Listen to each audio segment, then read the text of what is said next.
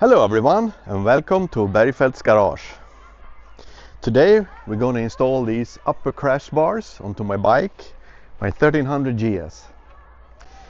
I got these crash bars from SW-Motech and I'm going to use them a little bit for protection, of course, but mainly I'm going to need them actually to get a solid mount for my camera while I'm filming on the road. But today we're in the garage and I'm going to show you step by step how to get these excellent sidebars mounted. So let's put on our gloves and get started.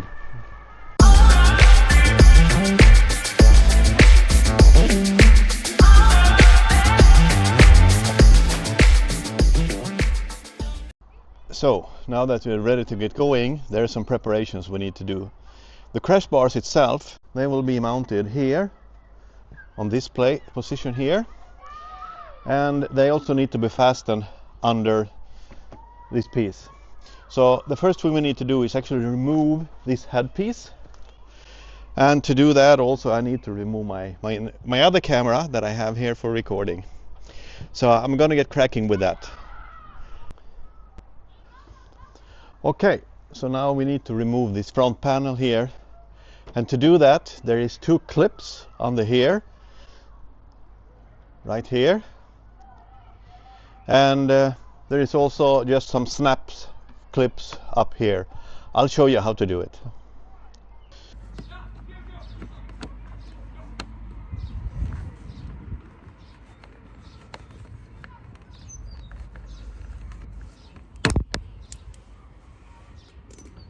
So this is how the clips, how they look. So what you need to do is carefully just pull out this part here, and then the whole clip will come out. And be sure to be careful, they're a little bit fragile and you need them to put it all back together later on. With the two plugs here removed, the only thing left now is the snaps here. So you just take it carefully and pull on it, and you can hear them loosening up like that. And then the other side, and the panel comes right off. But be careful not to break this, especially when putting it back. So now that the front panel is removed, the next step is to install this bracket which is going to support the crash bars on the top. And these brackets will be installed into these two screws here. So we need to remove these two screws and replace them with two longer ones that comes with the kit.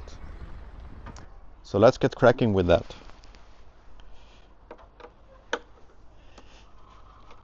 So to install all these brackets on each side, we're going to use these 4 screws and these 4 washers.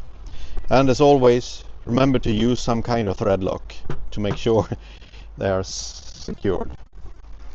So the first thing we're going to do here is apply just a drop of thread lock to the bolts,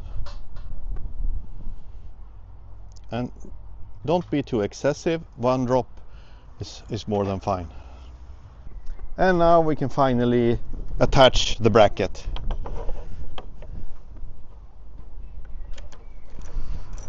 One and the other one, obviously with the thread lock on it. While the original nuts and bolts on the BMW is usually Torx, unfortunately when you replace something they usually have in-sex keys. I don't like it, in-sex keys. I prefer the Torx and everywhere, especially if you want to have spare tools with you when you're out riding. So, and I'm not going to tighten this just yet. I'm going to wait to tighten it until we have everything mounted in place, so we have some wiggle room. And now I'm going to do the same on the other side. Okay, finally it's time to install the actual bracket into place. And at the top here, into the other bracket we just installed, we will use the bolt, a washer and a nut. In the bottom we'll use the black parts, We have the bolt, the big washer, and remember the distance here to get the right positioning of the crash bar. And what do we do first? Yes, we apply some thread lock, obviously. So let's see if I can get it into place.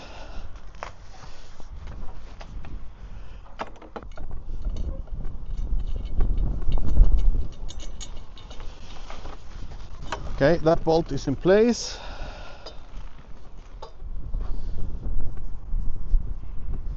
Some thread lock here. And this bolt should go from inside out, so you have the nut on the outside. Okay, so that's in place. Let me show you how it looks.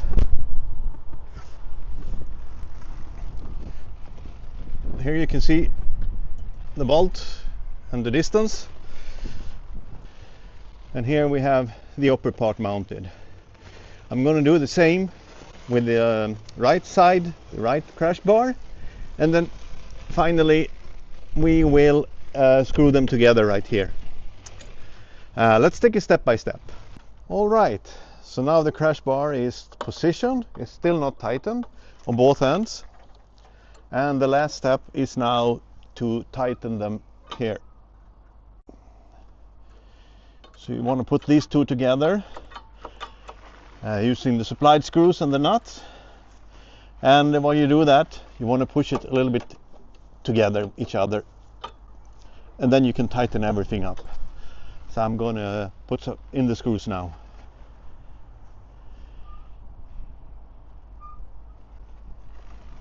Just a drop. And the screw goes from the front. And the nut on the back.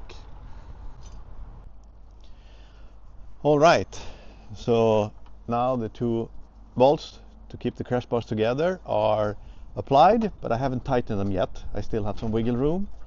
And I also noticed that it actually is self-locking nut, so using the thread lock was absolutely unnecessary.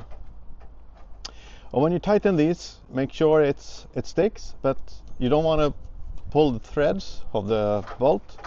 So my advice is to use a torque wrench.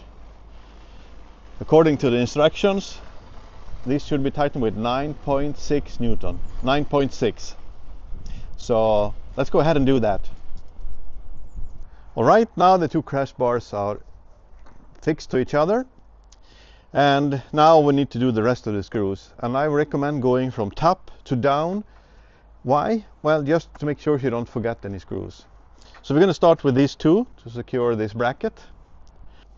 Okay, so now it's time for this bolt. And unfortunately, my torque wrench would not fit here. It was just too tight. So I'm going to just play it by ears and use manual and go by the feeling.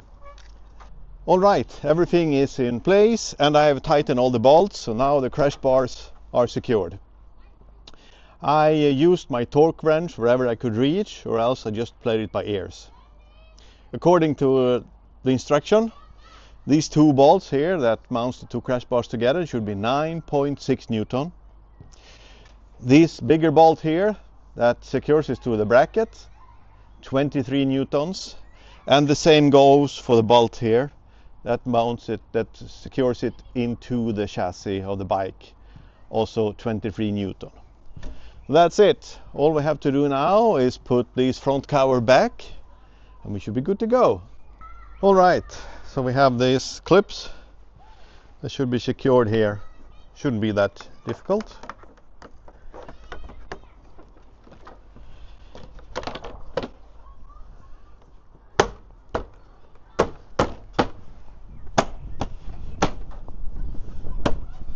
That's it. And not to forget the plastic clips that goes under here.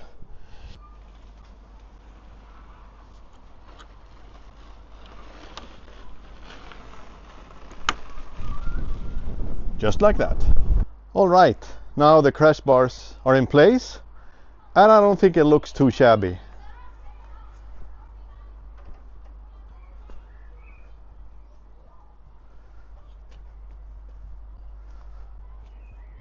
If you also look here, you'll notice that I also have the SW-Motech engine protection. I chosen the smaller ones. Personally, I'm not a big fan of the big crash bars. This is smooth enough. The next step now is to find a way to mount my Invisible Selfie Stick for my Insta360. I'm gonna try out a few different positions. So now I got my Insta360 camera mounted on the crash bars, and I think it worked out great. It's very steady here, and when I extend the Invisible Selfie Stick, I can get very high view, which means I can actually get a good view, of course, going forward, but also get a great view going backwards over my shoulder when I'm driving. So, and that means I can get a very nice 360-degree view to show you on YouTube. I like it. Thank you very much. That's all for this video. I hope you have enjoyed the project, and that will be useful for you if you're going to install your own upper crash bars. If you liked it, as always, please like, and if you want to see more videos like this, please subscribe. My channel is a little bit about my garage, but mostly it's about my awesome rides that I'm doing. So if you haven't seen it, check out season 2, where I'm driving from Marrakesh to Portugal. Later this year I will also be driving off-road and on gravel here in Sweden, doing some camping. I'm sure it's going to be some great videos for you. Like and subscribe. See you later on Bergfeldt's Bike Life.